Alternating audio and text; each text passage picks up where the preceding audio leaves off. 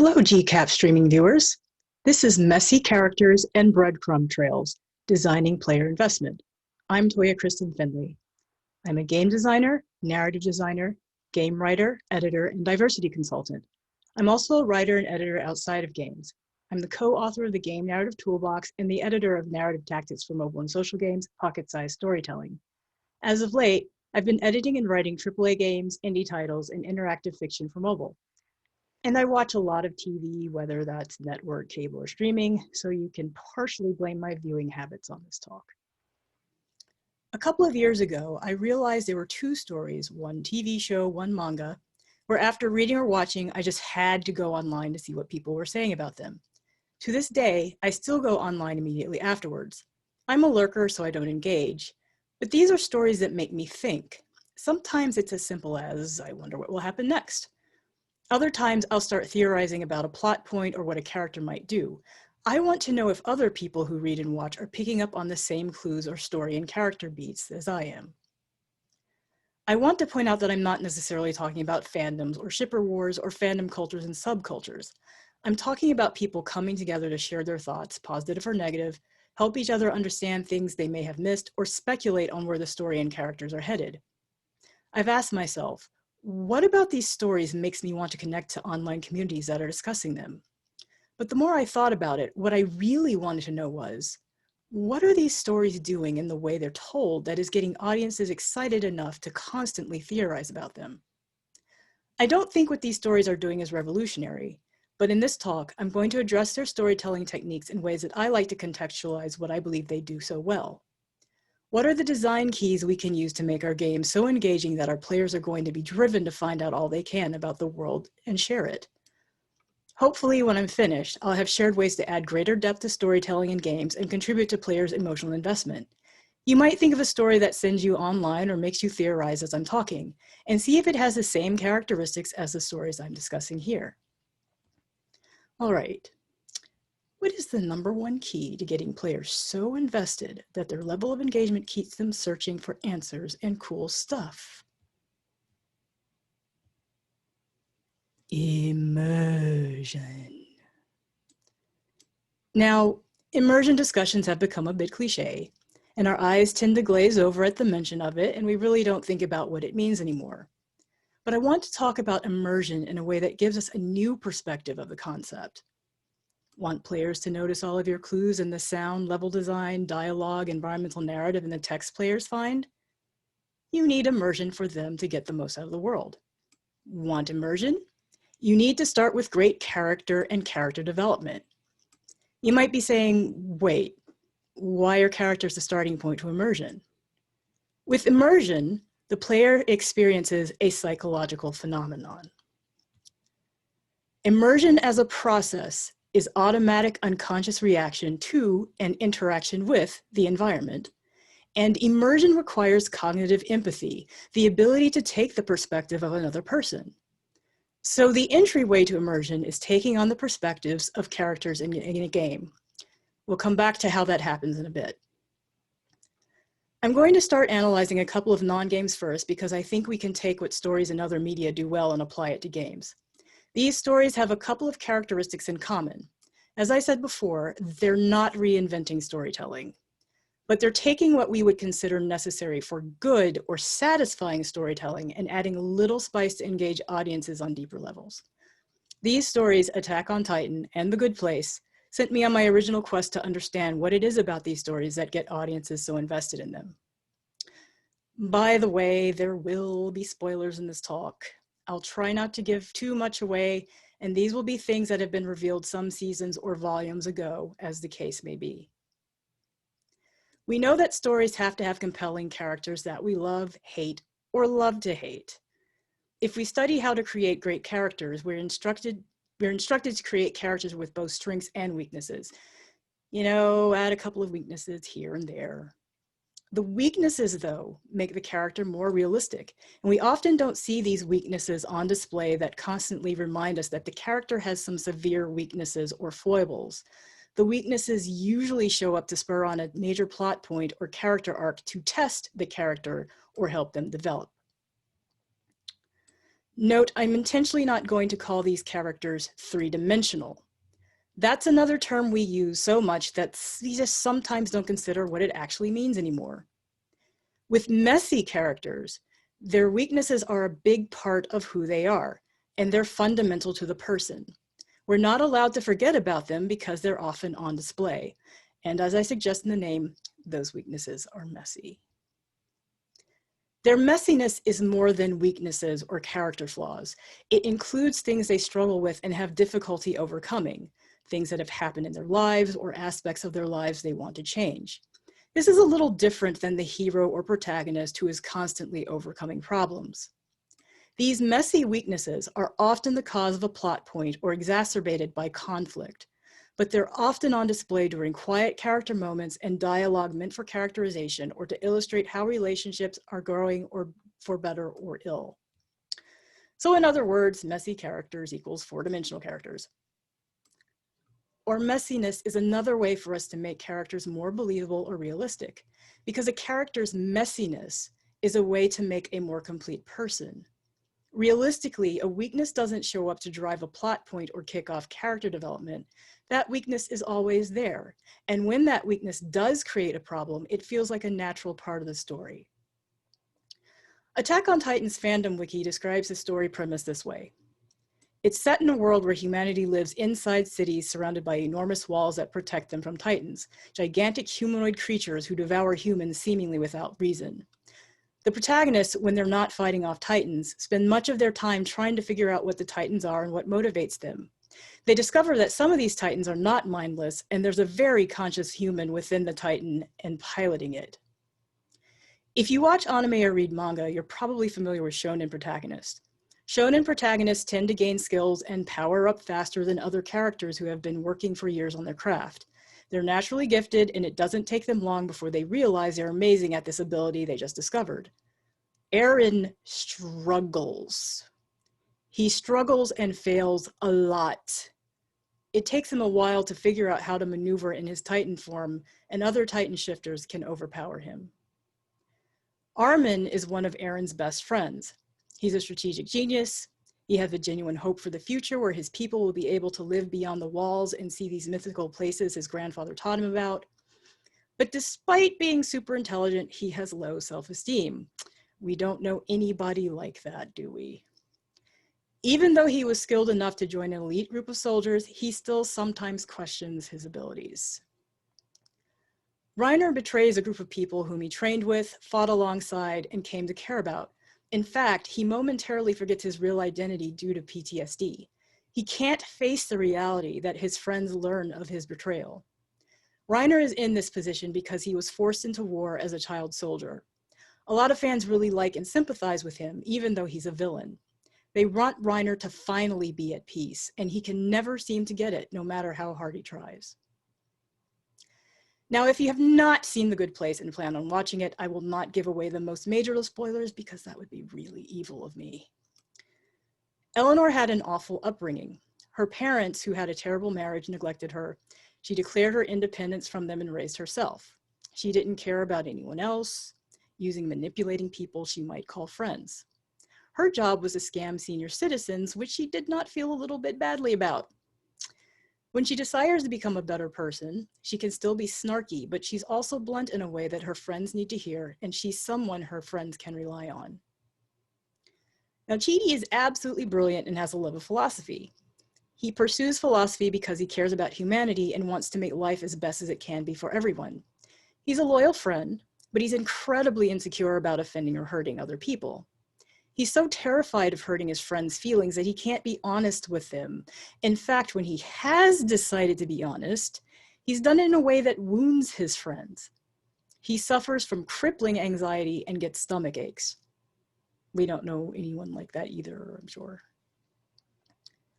Dahani is from high society England and is well-educated and well-connected. If you've heard of a particular celebrity, Tahani knows that celebrity. Her parents unfairly made her be competitive with her sister. No matter what she did, her parents ignored her efforts. So every time she brags, it's because she's conditioned to seek attention, approval, and love. This is the main reason why Tahani was so involved in charitable activities. And Jason, bless his big, dumb heart. He usually stays in a good mood. He's incredibly childlike, and he is always his friend's greatest cheerleader. Jason's biggest problem is that he likes to commit crimes. Lots of them, in the most spectacularly stupid ways possible. He is Florida Man. Back to that, the character's perspective, taking the character's perspective I mentioned earlier. You probably noticed I said, we don't know anyone like that several times. The more believable characters are, the more we relate to them on some level. Social psychology has revealed several ways in which we connect with characters. The first is identification. Jonathan Cohen says that the reader adopts the character's goals, comprehends plot events in reference to these goals, and experiences the feelings that result from the interaction of these goals and the events that take place. The audience member comes to internalize the character's goals within the narrative. Cohen and others' theory is that the audience so empathizes with the character that they internalize the character's identity. Audience and character become one and the same. In a shared experience, they take on the character's goals and the emotions they experience, trying to achieve those goals as they run into conflicts the plot and other characters throw at them. In parasocial relationships, we're not identifying with characters, we're not seeing them as ourselves, but we are establishing an imagined conscious or unconscious relationship with them. As Keith Oatley says, character-based stories encourage a sense of shared humanity as a general mode. In a more specific mode, people form relations with fictional characters. Such relations are called parasocial because they are one way. Characters cannot interact with the reader. Nevertheless, these relations can be intimate and important to the reader. Both general and specific modes tend to foster the emotional understanding of others. Or, to put the parasocial relationship another way, it is when we feel a connection to a fictional character, we experience the character kind of like an avatar, vicariously living out the experiences we see or read or hear as they unfold in front of us. Does that not sound like what happens with games?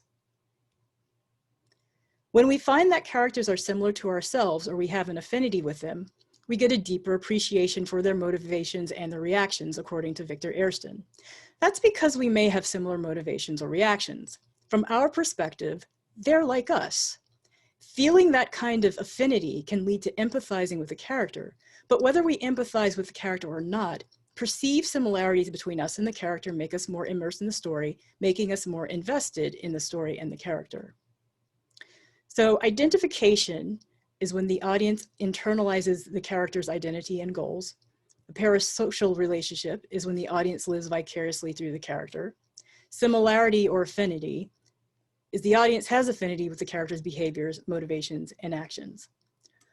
All of these lead to greater engagement with the character and the narrative. The result of identifying with characters or having parasocial relationships with them or having an affinity with them is that we're invested in what happens to them in their story worlds.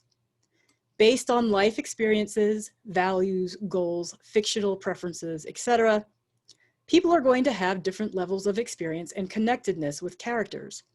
I don't tend to identify with characters, although I might feel an affinity with them. Some audience members or players internalize characters' identities, but it's not necessary for these techniques I'm discussing to be successful. What I do think is necessary is that an audience becomes invested in the character's struggles and they want to help resolve those characters' conflicts. That means that the audience may not like a character at all, but they may know somebody who's just as messy. Or a particular weakness in a character is something that they recognize in themselves and they may sympathize, if not empathize. And once that happens, because we've got characters who are extremely believable, we become invested because we're rooting for them, or we're annoyed by them and really want them to make better choices, or we're wondering what's going to cause their downfall because we cannot stand them. Not liking characters is also a possibility. I'll be honest, I've watched shows waiting for a character's downfall. Beyond watching or reading or playing, our imaginations are interacting on a more involved level. Our imaginations are engaged with lots of questions. What's going to happen next? How are they going to get out of this? What dumb thing are they going to do to blow the whole thing up? And once our imaginations are involved, we can start looking for clues, details to tell us where the story's headed or what's going to happen to the characters or information about the story universe. I like to call what we're looking for revelatory breadcrumbs. To me, it really feels like that's what I'm searching for. These give us more investment in characters' successes or failures. Once we're connected to characters on some level, a trail of revelatory breadcrumbs deepens our commitment to the story and our interest in the characters. These breadcrumbs keep audiences wanting to progress through the narrative. If we look at different plot diagrams in Western storytelling, like from Aristotle or Freytag, what usually comes 3/4 of the way through the plot is the epiphany. You may have seen something like this, or this, or this. But if we really think about it for a second, all stories are built upon little epiphanies. We learn one thing, and then another thing, and then we find out this thing. It's what keeps the story moving. In the stories we're looking at, revelatory breadcrumbs are a type of smaller epiphanies that build to larger epiphanies. Revelatory breadcrumbs are rewards to the audience. The story acknowledges them for paying close attention or figuring something out that's not directly stated. Or, quite frankly, storytellers have hidden a revelatory breadcrumb like treasure, and the audience discovering its meaning is really special. Revelatory breadcrumbs are means for the audience to keep engaging with the story. What am I going to learn next? What am I going to figure out next? The storytellers say to us, this is important. Can you figure out why before I tell you? Revelatory breadcrumbs understand that everything doesn't have to be explained, and audiences can piece them together to discover their relevance. So what can be breadcrumbs? Anything that provides a clue or points to information that can lead to bigger revelations or epiphanies at some point. These breadcrumbs can communicate things about the plot, the world, or characters. Here's a non-exhaustive list of types of breadcrumbs. Decision-making. Something a character decides to do will have a ripple effect based upon what we know of the situation or what other characters are plotting. Foreshadowing is a hint at future plot arcs, character arcs, conflicts, world building, details, etc. Signals to the audience what they can expect as the story progresses.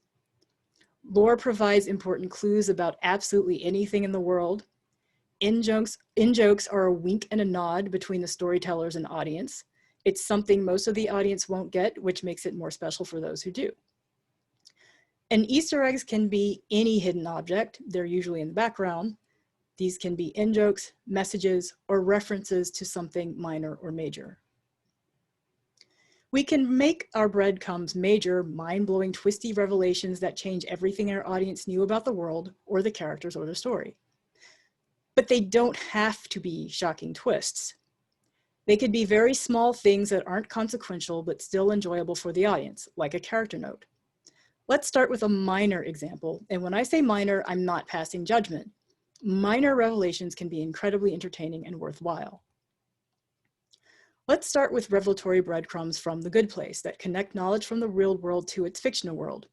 You do need real-world knowledge for this one. That's not a fault for these breadcrumbs. It's similar to members of the audience finding something rewarding because they get the in-joke. So here's a TLDR version of my real-world connection to this one. The knowledge you need is some understanding of American football and the National Football League, or the NFL. I am a long-suffering Tennessee Titans fan. The Jacksonville Jaguars are in the Titans division, ergo, they are the Titans' rivals. Jason Mendoza is from Jacksonville, Florida. He's a huge Jacksonville Jaguars fan. The first joke here is that the Jaguars aren't very good, but Jason thinks they're amazing. While Jason is a Jaguars fan, he's an even bigger fan of Blake Bortles, who was the quarterback of the Jacksonville Jaguars. In fact, his catchphrase has been, Bortles! The second joke is that when The Good Place started airing, the Jaguars were bad. Then they were really good and had a chance to go to the Super Bowl. In the show's universe, the main character's actions led to the Jaguars being good. That's quite a revelatory breadcrumb. But the one major consistent issue for the Jaguars during that time has been Blake Bortles. He could be good, okay, or awful, but most of the time he hovered in the meh range. And Jason, being Jason, thinks a decent to mediocre quarterback is amazing. After the 2018 season, the Jaguars cut Bortles and signed Nick Foles, who won a Super Bowl.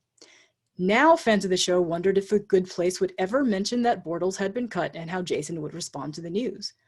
Again, Blake Bortles is someone Jason absolutely loves and mentions constantly. Based on the breadcrumb trail The Good Place established, fans knew this was something Jason would care about. The show basically set us up to anticipate how it would address Bortles being cut. Well, at the end of an episode, the last season, Jason found out Bortles had been cut. He was crushed. But when he found out about Nick Foles, he said, "Nick Foles? Are you kidding me?" Now, he seems to be upset, but then he says, "He won a Super Bowl! We're going to be unstoppable!" And then he yells, "Foles!" Of course, that's not the end of the story. In the first game of the season, Nick Foles broke his clavicle. So fans wondered if The Good Place would cover that. It did, and Jason was crushed. This trail of breadcrumbs does not change the overall story. It doesn't change the story's universe, but it's based on a particular character. It's based on something that's important to Jason, which makes it important to fans of the show. The trail of revelatory breadcrumbs from Attack on Titan is significant to its overarching plot and characters. It changes how the characters and the audience, by extension, perceive the world and what's happening in it. Again, spoilers, but these have been out for a very long while. Two of the nemeses in this world are the Colossal Titan and the Armored Titan. Unlike the mindless Titans that go around eating people, these Titans are even more destructive. Early in the story, the Colossal and Armored Titans are responsible for breaking a wall that has shielded people from the Titans. One of the mysteries of the series is, who are the Colossal Titan and Armored Titan? We know that human beings are piloting them. If you're basically familiar with mecha anime, these are flesh mechs. For years, manga readers searched for clues to their identities. They scrutinized the art and the dialogue, and then in one very long, very detailed post on the Manga Fox discussion boards, someone figured it out. I started reading the manga long after the identities had been revealed, and I remember reading this post, which was spot on about everything, and the skeptical comments it received. The reader figured out by following all the subtle and not so subtle breadcrumbs Hajime Isayama left. Because I could spend a whole talk or two on these, I'll highlight a few of these breadcrumbs and notice how game developers can use these techniques. The actual physical appearances of characters are big clues, especially in manga and anime. The Colossal Titan is tall, the tallest Titan. Bertholdt is tall, the tallest scout. The Colossal Titan gives off a lot of heat. Bertholdt sweats a lot. The Armored Titan is blonde and buff. Reiner is blonde and buff. In Chapter 11, Reiner somehow knows that the Titans don't give off smoke, but vapor, and the characters know very little about Titans at this point. In Chapter 13, Armin asks Bertholdt and Reiner where they're from. After looking a little nervous and hesitating, Bertholdt tells a vague story about where he and Reiner are from. They escaped when the Titans breached the wall, but he doesn't really remember what happened after that. As Eren recounts the first time the Armored Titan attacked, Isayama cuts to a shot of Reiner. These breadcrumbs incorporate lore one character knows and others don't, that the Titans give off smoke or vapor. It uses dialogue. Armin asks Bertholdt where they're from, and Bertholdt answers, and it uses visuals. Bertholdt looks nervous when asked something specific, and the focus is on Reiner when Eren talks about the Armored Titan. So what do messy characters and revelatory breadcrumbs look like in games? I'm going to give several examples, and then I'm going to look at how games are uniquely positioned to make these techniques even more demanding of our investment because of their interactivity. I do want to give a content warning while I'm covering this game. Life is Strange's content deals with pretty serious subjects and features characters struggling with depression, suicide, and abuse, and storylines featuring sexual assault. Max Caulfield is the player character and protagonist of Life is Strange Season 1. Personality-wise, she's a little awkward and introverted. She's been living in Seattle, but at the beginning of the game, she's recently moved back home to Oregon. She received a scholarship at a prestigious high school for art. However, it is very clear that she has imposter syndrome. She constantly compares her work negatively to other students and doesn't seem to feel worthy of attending Blackwell Academy. None of us know anyone with imposter syndrome, right? Before Max moved to Seattle, Chloe was her best friend, and depending on the player's choices, that relationship can move beyond friends or get worse. Chloe is extremely creative and smart. At the age of 13, she's a blossoming storyteller when her father is killed in a car accident. At that point, her life spirals out of control. She loses her father, whom she was close to, and then she loses her best friend, Max, who moves to Seattle and eventually stops talking to her altogether. She's a gifted former Blackwell student. At the time Max returns, Chloe's mother is in a relationship with a man who is abusive to Chloe. Chloe is rebellious, she's angry, she acts out, and her behavior is dangerous to herself and to others. And she gaslights and guilts Max into doing what she wants, often bringing up that Max ghosted her and displaying jealousy when the player, through Max, decides to spend time with other characters. For example, Chloe doesn't want Max to take a phone call from Kate. She doesn't know that Kate's in a crippling depression and really needs a friend, but it does show how possessive she is of Max. Kate is one of Max's peers at Blackwell. She's a musician and artist who wants to illustrate children's books. She's from an extremely religious family, and she can sometimes look down on others because of the judgmental culture she grew up in and because of her beliefs. She's roofied at a party, victimized by one of her teachers, and bullied by other students in that aftermath. This leads to trauma, depression, and suicidal tendencies. Again, with all three of these characters, their faults or things they're struggling with are often at the forefront during their interactions and dialogues. One of Life is Strange's Season 1's mysteries is actually answered within the first half hour of episode 1 out of 5. So this is major spoilers if you haven't played the game. The villain actually tells you that he's the villain in a sort of veiled way within the first few minutes of the game. It's classic mystification like Agatha Christie employs in the first few pages of her novels. Once Jefferson is revealed to be the villain, players could go back to that scene and say, "Oh, how did I not notice?" Now, I thought that line was strange in episode 1. It bothered me, but it was not what convinced me that he was an evil operator. I noticed Jefferson seemed really creepy, but a lot of players thought he was cool and really liked him. So I was thinking, am I the only one seeing what the devs are hinting at here? To my surprise, I could only find one person online who was critical of Jefferson. Mari of the YouTube duo Geek Remix did a theoretical analysis on Jefferson, and she confirmed my thoughts on him. You'll notice that she later added she was right to the title of the video. Something that was quite disturbing to me were the interactables found in the environment. Within the first 30 minutes of episode 1, the player takes control of Max and can explore Jefferson's classroom, the school hallway, and the grounds in front of the school. Jefferson has photos on the walls of his classroom, and the school has an exhibit of his photos on the school grounds. The photos all have the same grunge aesthetic. The creepiness of these photos is obfuscated. Jefferson became a photographer of renown during the early 90s in Seattle during the grunge era. We know for certain that this is what the devs are communicating to us because in a Life is Strange sequel, there's a book of Jefferson's work with the title Teen Spirit. However, players can interpret the photos in other ways. The subjects in these photos are young women in vulnerable poses. Heroin chic was also a part of the grunge aesthetic. Some of the women in the photos look like they could be high or strung out. Add that to the vulnerable poses they're in, and it's not hard to think that Jefferson is taking advantage of these models, or at least he has a preference for seeing women this way.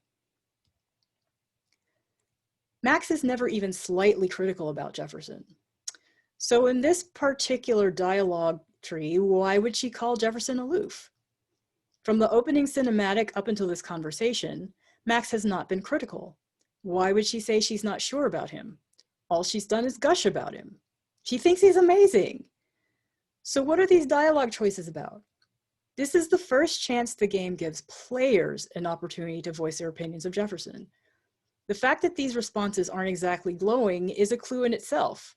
Why does the game give us the opportunity to think and say these things? If the player chooses to make a comment about a female student who's hostile to Max, Stella says of Jefferson and a missing student, "You have a lot to learn here at Blackwell. Rachel Amber absolutely had sex with him." Well, I heard that from a good source. Now, Stella has a crush on Jefferson. Still, what she has to say about him is not exactly flattering. Keep in mind that none of these breadcrumbs are explained. The player does not have to experience any of them. Like breadcrumbs left on a trail, the player has to find these. They have to explore the classroom. They have to explore the school grounds. They have to find Stella, have a conversation with her, and choose or at least see the dialogue in the part of the tree that's critical of Jefferson. Finding this information is not necessary for the critical path or to progress through the game's story. If you're not familiar with Monster Prom, it's a single and multiplayer visual novel dating sim.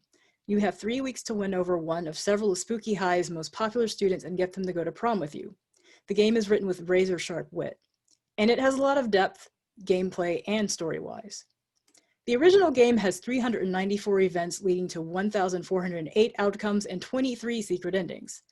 Part of the metagaming is figuring out how to unlock all of them. All of these unlockable events is something that keeps players returning to the game. A great reward for unlocking events is getting more clues and concrete information about the world and the characters. The dateable characters are all friends, and they're super popular, which means they look down on those who are not. Each character is a type of monster and represents a particular archetype found in society and school cultures, like a party girl ghost or a dumb jock werewolf.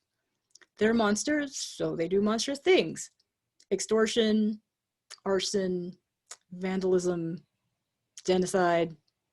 They do bad things, is what I'm saying. But they do have enduring qualities. For example, Liam is a vampire hipster who loves the obscure and hates the mainstream. However, there was a point in time when he belonged to a K-pop band. That may have been a revelatory breadcrumb for some of you. Mileage may vary on how well games show relationships. I think other media have an advantage over games when it comes to displaying and developing relationships. That's because of the way those stories are structured, and they tend to have more time to show different facets of several characters' relationships with each other, and that part of the storytelling isn't interrupted by gameplay. Monster Prom makes it a point to highlight all of the relationships, and it's a big part of the game's depth and storytelling. Julian Quijano, the creative director and a writer for Monster Prom, has given several talks on the game's design and writing. He points to the importance of the characters being well-rounded. An important aspect of that is that they have well-defined relationships with other characters. This is a slide image from one of his talks from Monster Prom's Twitter account. It illustrates Polly's relationships with the other love interests by focusing on the defining characteristic of each relationship. As Quijano says on the slide, "We're not the same with everyone. Make them real, make them unique, make them spherical." So whenever Polly appears in events with these characters, you can see how her relationships are different with each. This is another important point about messy characters and how to make them more realistic so that players make a connection with them. We're able to see their relationships, both positive and negative, with other characters, and those relationships illustrate the character as a more complete person.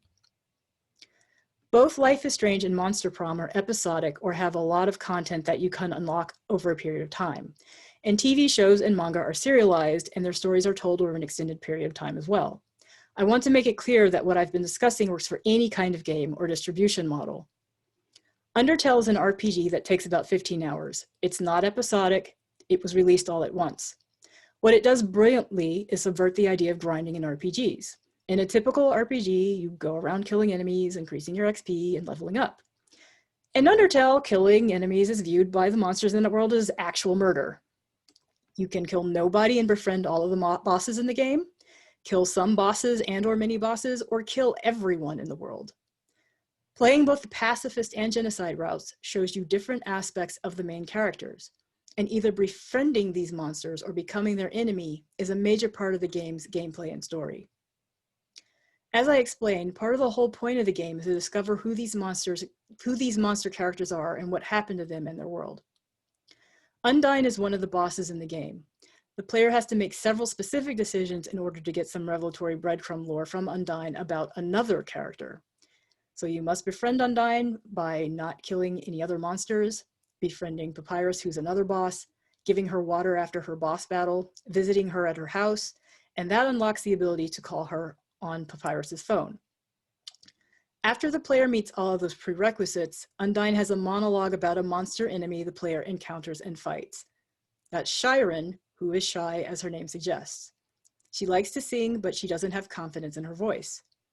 In the phone call, Undyne details her relationship to Shiren.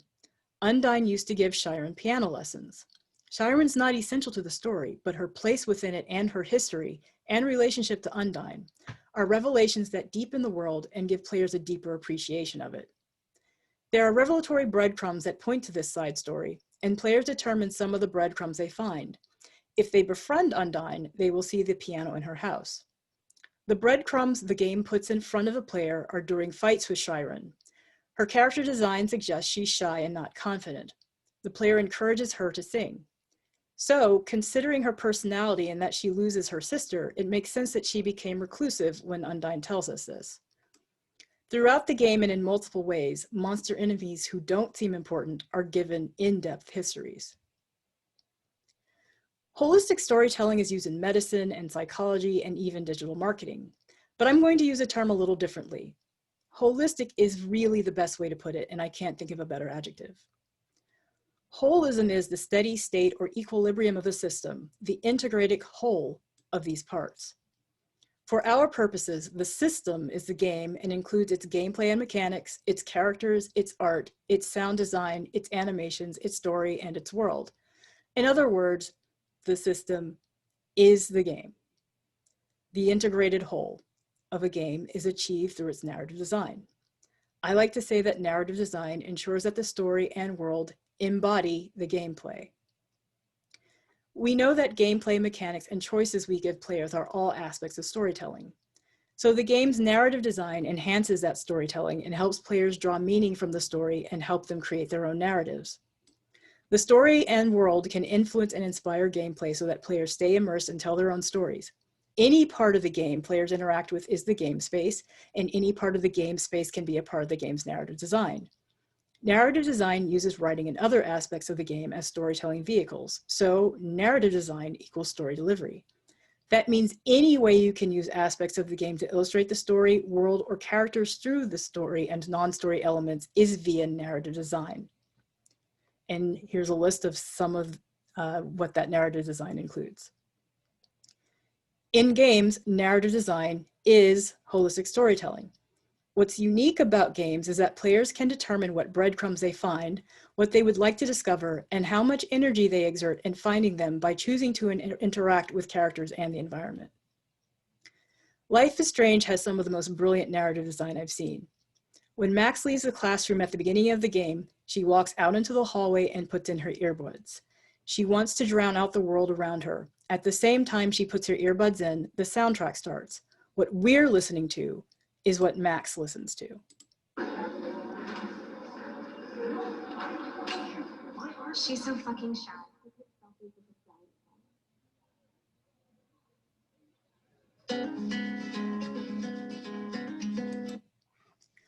The songs in the soundtrack are to Max's taste and the kind of music she enjoys.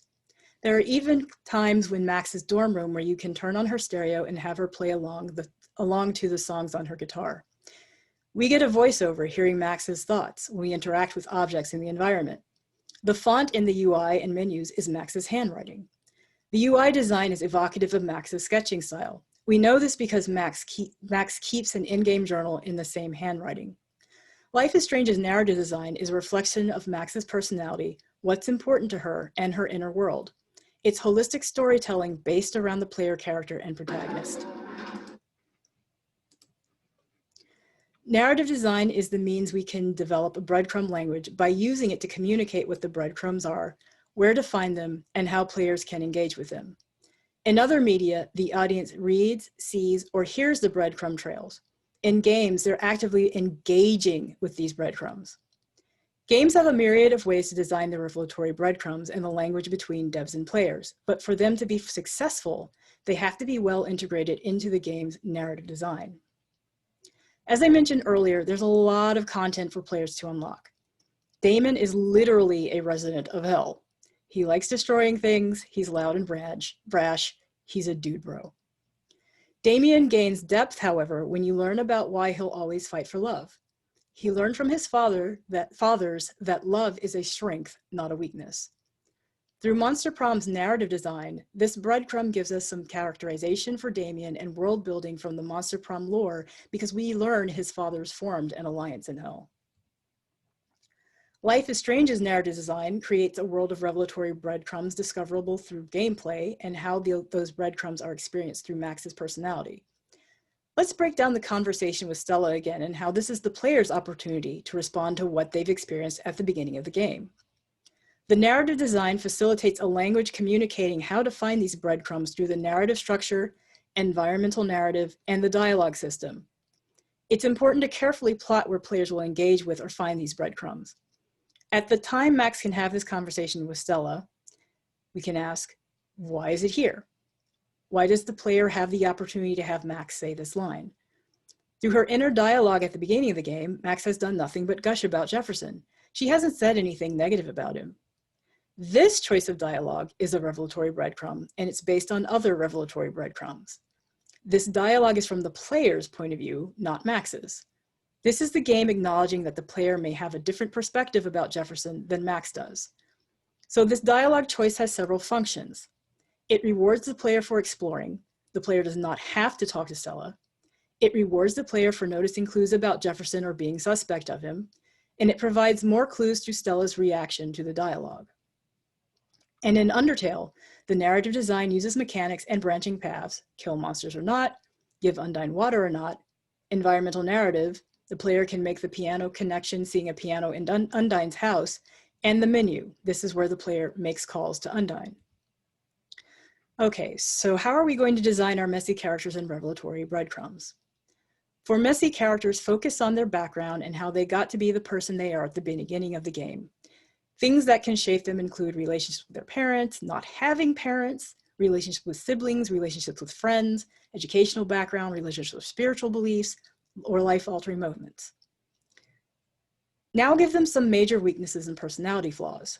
These should be things that cause the characters to struggle internally, and when they're faced with conflicts, these weaknesses exacerbate problems.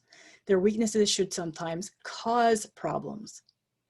And figure out their relationships to other characters by showing off different aspects of who they are through these relationships. Be sure to illustrate how both their messiness and their strengths influence the relationships.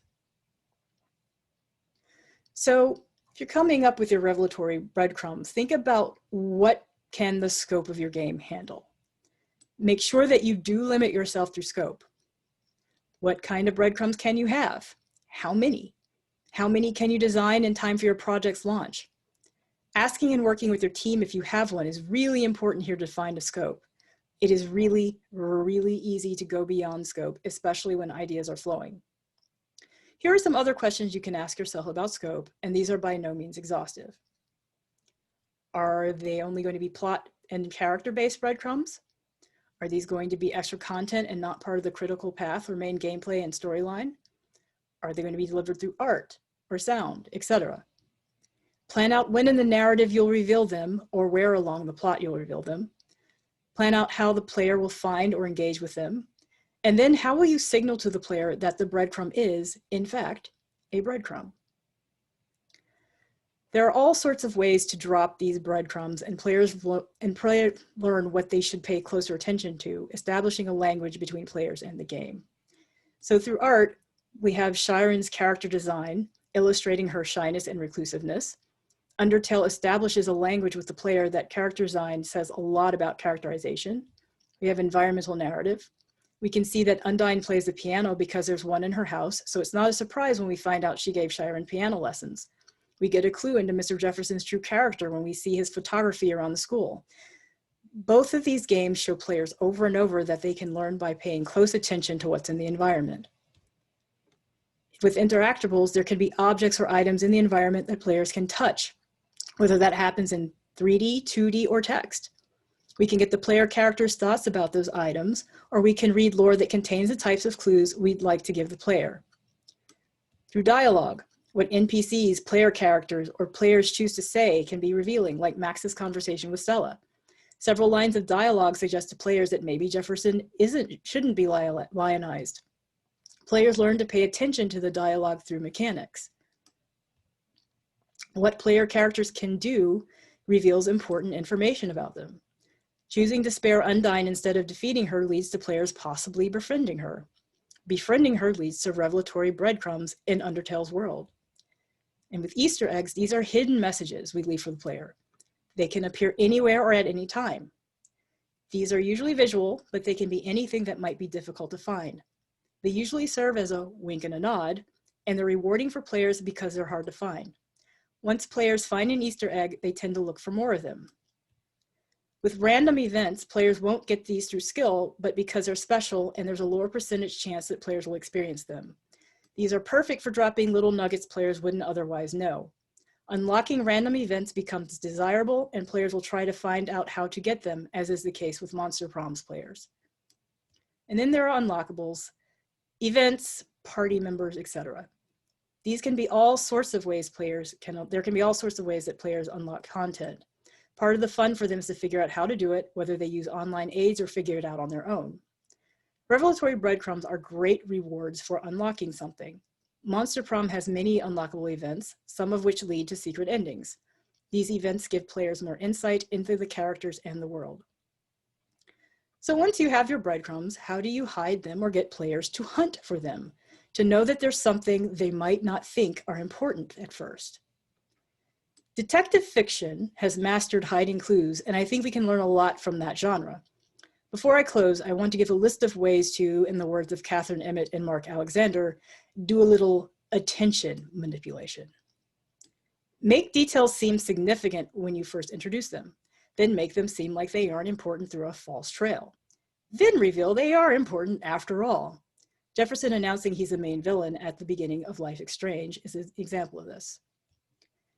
Introduce items, information, etc. without drawing attention to their significance. Jefferson's photography on the school grounds and Undyne's piano are examples of this. And show the significance of details you have downplayed when you give the player reveals. Jefferson's aforementioned line of dialogue is a fantastic example of this. Seriously though, I could frame any of you in a dark corner and capture you in a moment of desperation. Here are what I believe are the most important takeaways if we're designing messy characters and revelatory breadcrumbs in order to make our game narratives more engrossing for players. So for messy characters, make their flaws a significant part of who they are. Make it clear what they're struggling with internally and externally. Define the relationships with other characters and let players see those relationships in action. And for revelatory breadcrumbs, reward players for their curiosity, signal to players that you're leaving a trail for them, incorporate breadcrumbs into your overall narrative design, determine how many breadcrumbs your scope will allow, and design breadcrumbs through collaboration with your team. Thanks for joining me. Here's where you can find me. And I do have to warn you, if you follow me on Twitter, you're going to get mostly dog content. Stay safe, everybody.